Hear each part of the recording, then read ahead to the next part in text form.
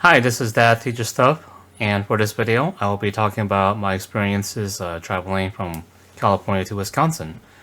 Now, I'm pretty new to the world of travel trailers, so I'm going to go into my experiences and how I plan for this road trip and lessons learned rather than talking about the actual destinations themselves. I have a website that captures the highlights of those destinations in my description if you would like more information about it.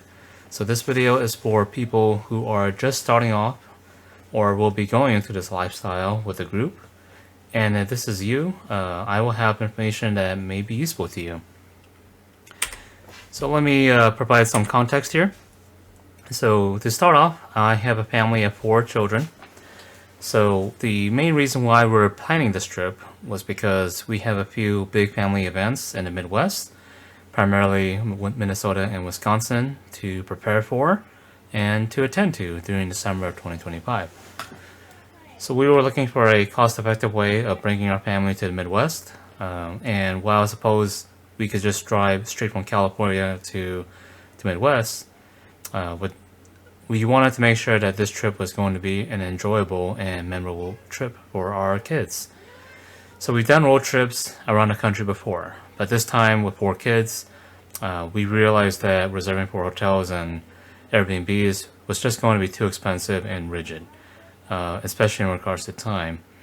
There's too many things that can go wrong in terms of time, so we decided to go with purchasing our first travel trailer. Now, if you have kids or little ones, the biggest benefit I would say about a travel trailer is that you essentially have a portable house with you at all times. So if your kids need to use the restroom, you know that there's a restroom right behind you at all times.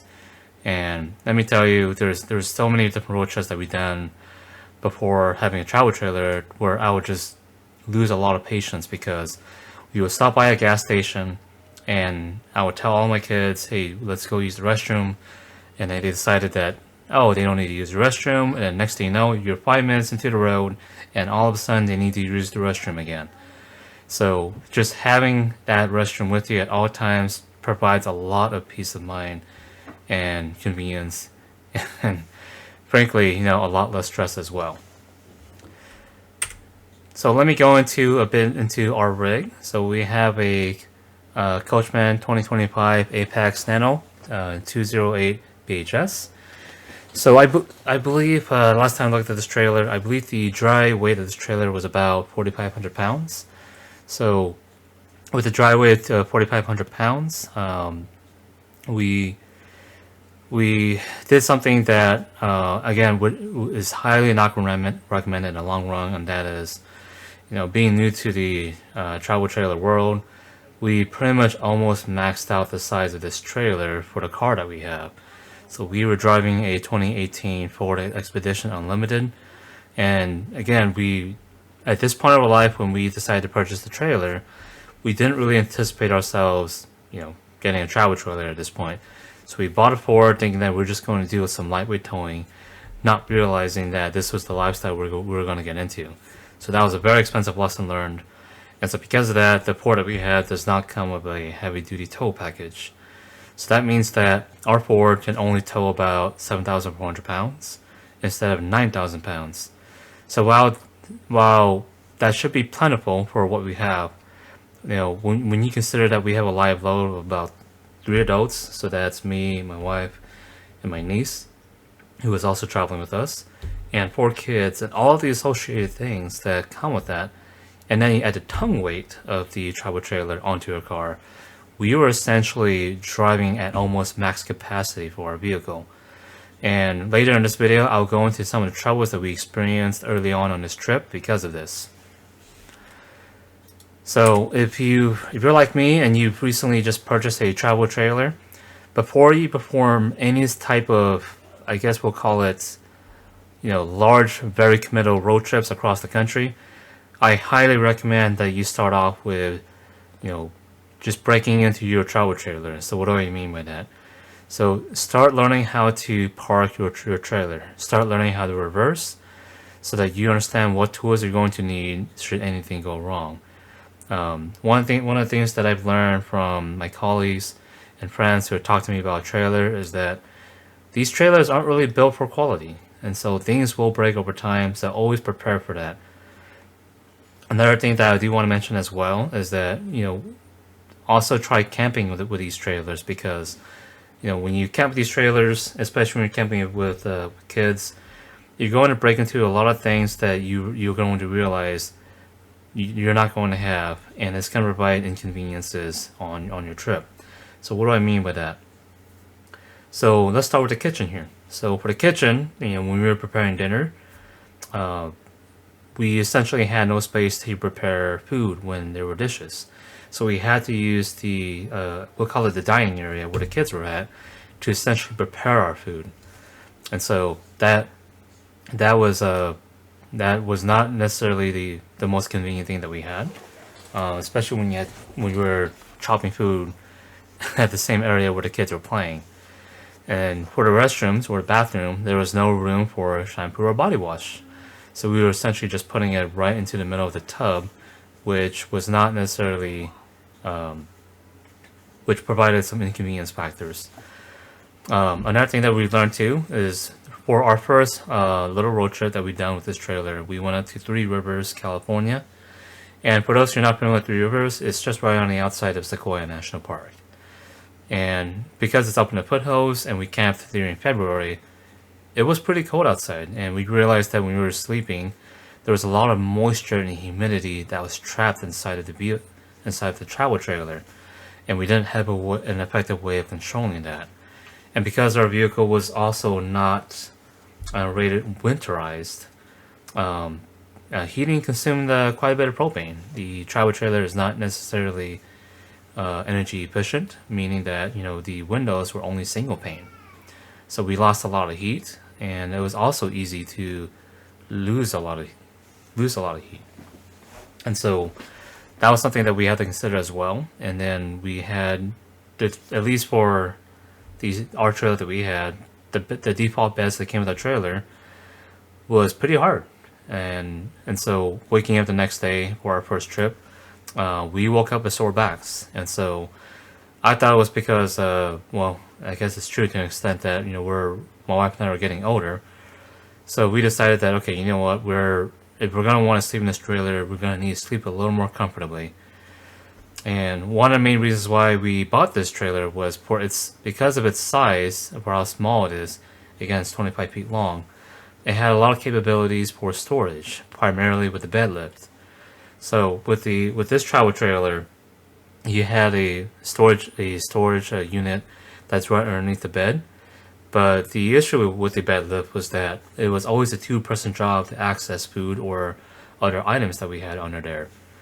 And as for the battery, because this travel trailer only came with 2 batteries, we lost energy way too quickly, especially when we're boondocking. So with 2 batteries that comes default with this trailer, we only had enough for essentially 2 nights. And so if you're camping in the middle of a forest and you're out of batteries, you may not have enough electricity to be able to pull in your pullouts. That could be problematic as well. So for this trip, we decided to go and install a collapsible countertop for our kitchen space. So we at least have an area to put dirty dishes, or so that we at least have an area to put prepared food. And for the restroom, we installed shampoo and toilet paper holders. And for humidity, we decided to purchase a humidifier and keep it permanently within the travel trailer. We also decided to purchase an electric space heater. So the brand that we got was Vornado. And essentially, if we're ever doing a full hookup, rather than relying on our own propane, we are deciding to rely on the electric space heater and heat up our travel trailer using electricity instead. And for the bed, we decided to purchase a memory foam mattress, and then we sold off the bed that came off with the travel trailer. As for the bed lift, as you can see in this image, we installed some gas struts, so that when we lift up the bed, it's only a 1-person job now. instead of one person having to hold the bed while the other person goes ahead and access other tools, food, and other supplies. So I'd say the biggest modifications that we've done to this trailer was that we installed and welded on an enclosed cargo carrier and bought an inverter generator that will essentially be a part of this travel trailer. And so the reason why we installed this was so that if we were to boondock, especially in an area where it's a lot warmer, we at least had the ability to turn on AC, and we at least had the ability to turn on other high power demanding devices, and we also had the ability to provide emergency power supply. Maintenance preparations. So we just went into the things that we did to modify the travel trailer. So I highly recommend that before we start any trip, especially for a long road trip, please make sure that you change all of the fluids for your car. So that will be the engine oil, that will be the coolant, and then if your car also has a hydraulic fluid, make sure you change that as well. Make sure you change out your transmission, and I also highly recommend that you also change out the differential fluids as well. Now, if you're not familiar with differential fluids, if our car is on four-wheel drive, so the differential fluid is pretty much in between the axles right in the middle of the axles. So there's a bunch of YouTube videos on the internet that will explain to you how to go about making those changes. And with all the tools that we are bringing with us, we essentially converted our outdoor grill into a maintenance storage area. And so the extra parts that we were storing for this trip we were storing extra spark plugs, extra ignition coils, extra serpentine belts, extra brake pads, extra wheel bearings. I probably should have highlighted that one red, because if there's anything that can go wrong on your road trip, on top of, I guess, dozens of other things, it will be failed wheel bearings. So make sure you pack those wheel bearings and all of the associated grease tools that you need to replace the bearings. And for us, we also carry additional fuel injectors. We also carry an additional water pump for the trailer, and again, the trail wheel bearings and additional fuses. We also carry additional fluids. So again, the engine oil, coolant, brake fluids, grease, wood glue, sealing tape, silicone caulking. Now you might ask, okay, why do we need to carry sealing tape or silicone caulking? Again, like I said earlier, sometimes or a lot of times these trailers that we purchase, they're not necessarily built to quality, right? So that means when it's raining or when it's hailing, you might potentially have a roof leak, and you want to make sure you come prepared if that happens. So we always make sure we carry sealing tape and silicone caulking with us should any of that event or incidents occur. And of course, to be able to do all of the replacements and maintenance, you just want to make sure you carry all of the associated tools with you. So for us, that's the bottle jack with the axle adapter. I highly recommend the axle adapter. We always make sure we bring tools for, being able to change the ignitions or the spark plugs. We will bring extra screwdriver sets, breaker bars, torque wrenches, and anything else that you need. Alright, so that's maintenance. So for emergency preparedness, you are traveling across the country, anything can happen. And especially if you're in California, one thing that we're pretty spoiled here in California is that we are pretty well connected in the sense that almost everywhere you go, maybe not the Sierra Mountains, but almost everywhere you go, you're going to have reception. Now, if you're traveling outside of California, that's pretty much not going to be the case. And so you want to make sure you have some sort of emergency contact and beacon device. And so the second component too is if you're in a remote area and you don't have any sort of, if you're not nearby any sort of towns, make sure you bring a portable battery jump starter. It's one of the easiest ways to make sure that you don't get stuck on the side of the road. make sure you bring additional tire bugs and repair kits for that. I probably should have put that in the maintenance preparedness, but the reason why I put it here is because I don't think people realize just how common it is for nails to be on the side of the road. And then if you run into these nails, then you're going to essentially puncture a hole into your tire, and you need to make sure you can repair that. So there's a lot of YouTube videos that will explain to you how to do that, and so I highly recommend get familiar with it and have the tools associated with repairing your tires. And also make sure that you have emergency food and water filters. Again, what I always tell my friends if they're getting into this is that you just never know what's going to happen out there. So if you're out there and you're stuck for 2 to 3 days in an area that's incredibly remote, and you're going to want to make sure that you have some sort of emergency food and water filter, so that you, in an event of a situation, you have enough time for people to come and rescue you should you use your emergency beacon device. I also make sure to carry additional gas cans, especially because we were traveling through some of the most remote areas of the country, particularly in Nevada. It's very common that gas stations will be about 50 to 60 miles apart from each other. Now, 50 to 60 miles apart, that doesn't seem like that big of a deal, right? Well, if you're towing a travel trailer, especially with our car, we only get about 6 to 7 miles to a gallon. So 50 to 60 miles can be a very big difference in terms of, having about 1/3 of a tank full to having no gas at all. So we carry additional gas cans as a contingency, and because of the modifications we did to our vehicle or to our travel trailer, we were able to store that into the enclosed cargo carrier. We also make sure we pack up a first aid kit should anything happen, and please make sure that you bring a physical map and compass and understand how to read a physical map. I know that we have digital devices these days that have an online map, but again, if you do not have reception and you don't have a way of being able to connect to the internet, please make sure you know where you are at and have a good sense of geospatial awareness. And for number 8, make sure you bring some sort of self-defense. I was debating whether or not I should include this in this video, but I thought it's always good to make sure you bring some sort of way to deter hostile wildlife.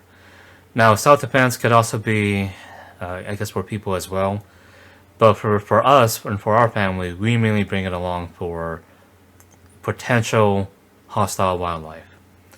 And last but not least, I'd say this is probably one of the more important ones, and that's making sure that you have some sort of roadside assistance program.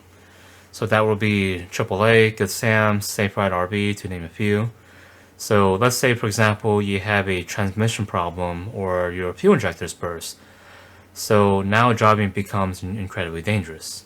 So you're going to need some sort of roadside assistance because, well, let's be honest, we're not Tony Stark, right? We can't just build these components from scrap in the middle of nowhere.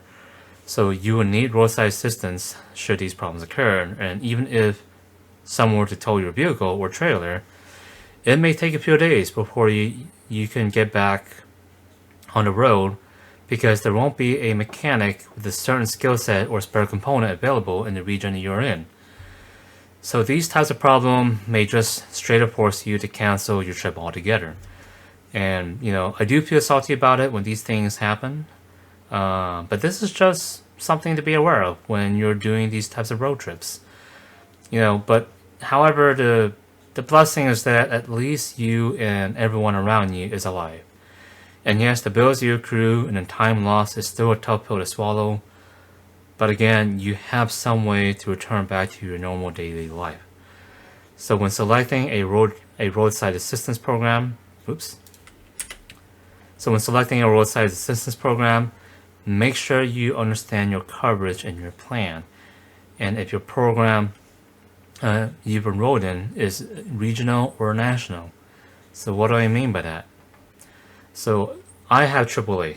Well, at least for now I do, right? I'm probably gonna go with something else for now because I don't know what it is yet. But The issue of AAA is that it is a collection of regional motor clubs, and those regions may have different rules. So, for example, some regions may not cover dually tires, and if that's a deal breaker for you, that's something you want to look into if you have dually tires for your car. Another one is that some regions may not offer travel trailer tow, which can also be a deal breaker. And so just make sure that when you get a roadside assistance program, make sure you understand your policies well and understand what is covered, especially with the region you're planning to travel to. Okay, so now that you have all those emergency preparedness, maintenance, and equipment ready, we are now finally able to start planning for our road trip.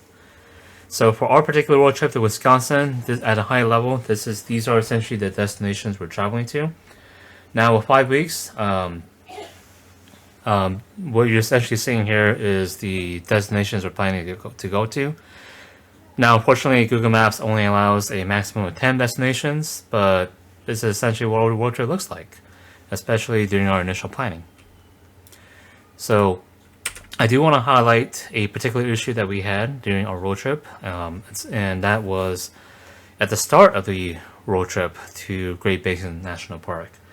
Like I said earlier, we pretty much almost maxed out our carrying capacity for a vehicle, and we were traveling during the middle of summer of 2025.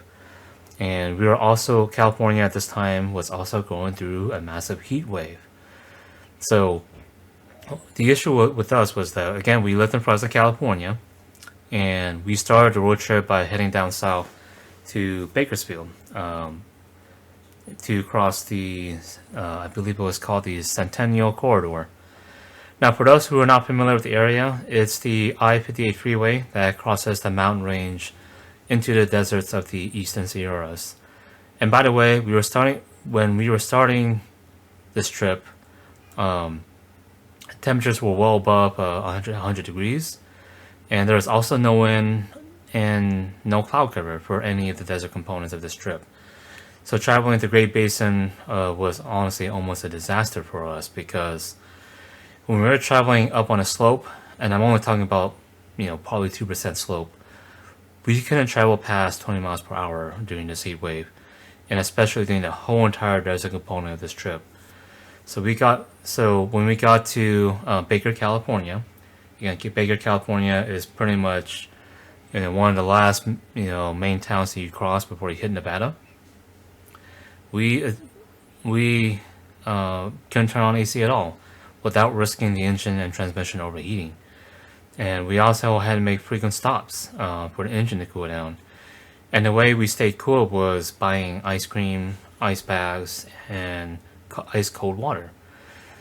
When we started this trip, we woke up at 5 a.m. to start our drive, and when we were anticipating to drive to our campsite by 5 p.m. at Great Basin, and of course we already anticipated making frequent stops for gas. But for this particular trip, especially for this component, we were only getting about, I believe it was 4 to 5 miles to a gallon. So at this point, I didn't even care about what the California gas prices were. I just wanted to make sure that we can get to our destination safe and sound. But we didn't get to our campsite at Great Basin until almost midnight. So that was quite brutal, and it was quite a hard lesson learned and an expensive lesson learned. Again, I was so blessed that, during this trip, we had our parents with us, and they were traveling in their own vehicle. So if we had any potential emergencies, we at least had a contingency with us. And so they were always traveling right behind us, and we had walkie-talkies. So we always had a way of communicating with them, which, was an amazing experience for the kiddos. And I'm just so grateful that, we had parents to provide us comfort and more support. And so, love your parents, guys. I truly mean it. So, with the trip, when we go about planning activities, so we generally limit ourselves to hikes about 2 to 5 miles or less one way, and inclines of less than 500 feet. Again, we are traveling with 4 little children. And this road trip is meant for them. and as parents, we're meant to guide them on this journey. So we give ourselves one whole day for one hike. So for adults, 2.5 miles, that probably shouldn't take more than an hour or two, right? But again, when you're traveling with 4 kids, again, you want them to take the time. You want to absorb the environment around them. So that 2 hour hike, right, will easily turn into a 6 hour hike. And so make sure that when you do a hike, give yourself one whole day for that. And so we always do one hike per destination, and that's how we plan our activities. And everything else that we do is just sightseeing. One hike will tire out your kids, so you want to make sure that again they have enough energy to enjoy doing other activities. So a general rule that we have as well when we plan for these activities is we always make sure that we leave the trailer by 9 a.m. We pack up our own lunch, and we always make sure that we are back to the trailer by 5:30 p.m. so that we have time to make dinner. And the benefit of being back by 5:30 p.m. is that we also have the ability to enjoy the local accommodations and services that the trailer parks can provide. So when planning for accommodations, I highly recommend for everyone to at least start planning 9 months ahead in advance. Before I got into this travel trailing world, I used to think that you only need about 1 month in advance to plan for these trips. But little did I know that these full hookup sites get reserved way in advance. And so please make sure that you plan your reservation like 9 months in advance plus, or even up to a year in advance. For example, if you're trying to do a trip to Yellowstone National Park, you will be quick to realize that plan 9 months in advance and most of the full hookup sites are already fully reserved. And so if that occurs, please make sure you have a contingency, or you might want to consider boondocking. And the way we usually do our planning is that we only do full hookup sites when we plan to stay at least 2 nights. Otherwise, if we're planning to just do one night, then we don't think it's worthwhile to do a full hookup at all.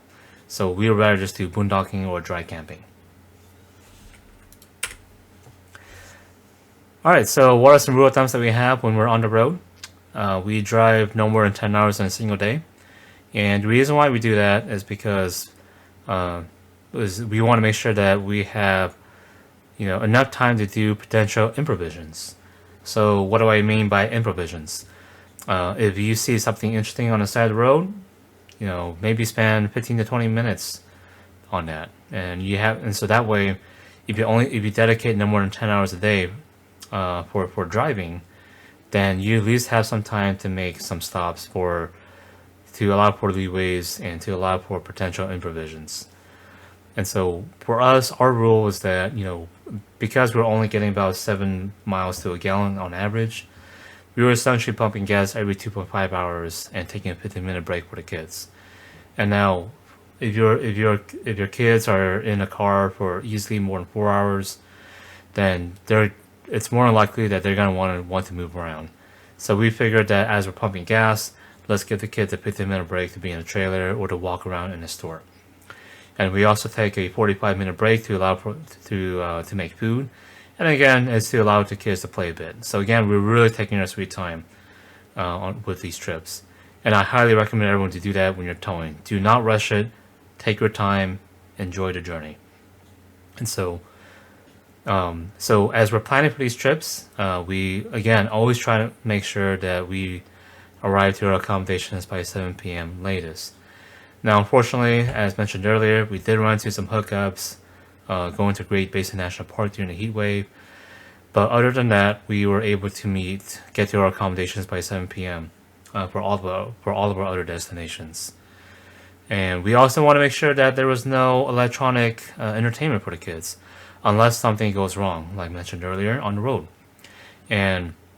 Or if the next place is taking longer than usual.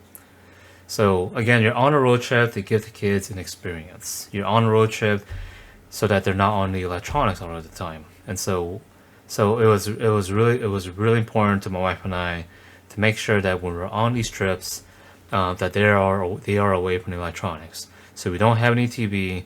The only thing that we have is probably our Garmin device, probably the heater, and our phones. That is it. Alright, so general rules of thumbs that we have to, save a little bit of money. Again, not every single accommodation needs to be a full hookup site, right? So again, so you don't always have to do hookup sites when you don't need to. So let's say, for example, if you know that your next site is going to be boondocking, then you want to travel with a almost full tank. But if you also know that your next accommodation is a full hookup site, you don't need to fill your water tank all the way. You just need enough water in your travel trailer to flush the toilets and to wash your hands. And so again, don't always travel with a full water tank. And so again, with the third bullet point, just make sure that you empty your tank before you leave. Especially if you know that your next trip is going to be a short trip, or the next trip is going to be a potential full hookup site. And then always make sure you bring and make your own food. Believe it or not, especially when you go to these national parks, way out into the middle of the country, there's not a whole lot of food options anyways. So I don't think you're missing out very much when it comes to eating out. So I highly recommend that just bring your own food and make your own food. It is way cheaper, and chances are, because you don't have a whole lot of options out there anyways when you're going to these places, the food that you make is probably going to taste a lot better anyways. And then only use your air conditioning when it's necessary. And so again, we're traveling during the middle of summer, and so by traveling in the middle of summer, and again because we're carrying almost max capacity, we had to essentially make sure we turn on air conditioning only when we need to. Alright, so what are some apps that I have on your phone to help you on this trip? So other than Google Maps or Apple Maps, I highly recommend everyone to get also a Love's Travel Stop and a Pilot app. The reason why I highly recommend these apps is because these two apps or gas stations are truck friendly. And so if you ever need to pump gas, or if you ever need to rest a little, most of the time these gas stations will allow you to rest. But please make sure you talk to the manager of the area if they allow you to do so.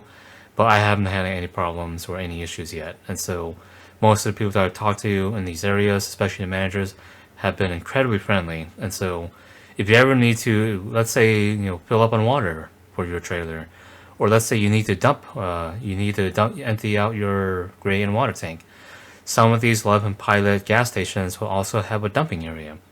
And so just make sure that you have these apps available, especially if you're planning to sleep overnight. And another one as well is the rest stop. If you're boondocking, again, this is going to vary per state. Please make sure you're aware of where the gap stops, the rest stops are, with the interstate that you're traveling on. Please also make sure that you are aware of the regulations of your state that you're traveling to. The rest stop regulations do vary per state. So in California, you are allowed a max, I believe, of 8 hours per 24-hour period. Whereas in South Dakota, if you go to a rest stop, I believe you're only allowed up to 3 hours of resting. So make sure that if you do stay in a rest stop, you are aware of the local regulations of the area. Another app that I highly recommend is Campendium. So what I use Campendium for is to look for local and public campgrounds, especially if I need to do some sort of improvisation, if it's taking longer than usual to get to a certain stop. And so that's what I mainly use the app for. And then the app in red on the bottom left, that's the RV Life. It is similar to Google Maps where there's directions, but it's catered and designed for RV. One of the downsides about Google Maps is that Google Maps does not account for the size and the length of your of what you're towing. So it could be that our Google Maps will tell you to do a U-turn, but obviously because you're towing, you're not going to be able to do a U-turn. Or let's say you have a switchback that has a really tight turn, Google Maps will not be able to account for that. So the RV Life app also provides directions, but it accounts for those. So for the most part, the the RV Life app will be able to detect which roads will not be suitable for the length of RV that you have. So as long as you provide the information of your RV and the vehicle that you're towing, then the RV Life app will be able to give you the right directions. So I highly recommend that you before you start on your road trip, it will be a good idea to try to pull up Google Maps and the RV Life app up at the same time to make sure that to see what the differences are in the directions that they give you. The second last app is Gaia GPS. Now, I mainly use Gaia GPS to help me determine if an area is the Bureau of Land Management area. Now, for those who are not familiar with the Bureau of Land Management area with respect to RV, if you can pretty much boondock almost anywhere on BLM territory. Then again, please be familiar with the regulations of your area, but for the most part, I use Gaia GPS to be able to determine if I'm near a BLM area and if I can boondock in that area. And last but not least, again, we use Garmin for our fleet beacon, and we have a Garmin messenger for emergencies. Now, we haven't had an emergency yet, but then it is an app that I highly recommend you have, especially if you have my type of deployment where you're using Garmin for your beacon. And now with all that planning out of the way, you are now ready to hit the road. And for us, we were able to travel to all of these different beautiful places in the United States, and I couldn't be more happy to give my kids these experiences. And we hope we can continue these experiences with them in the future. So if you like what I provided here, please feel free to give us a like and hit the subscribe button for more videos. Thank you.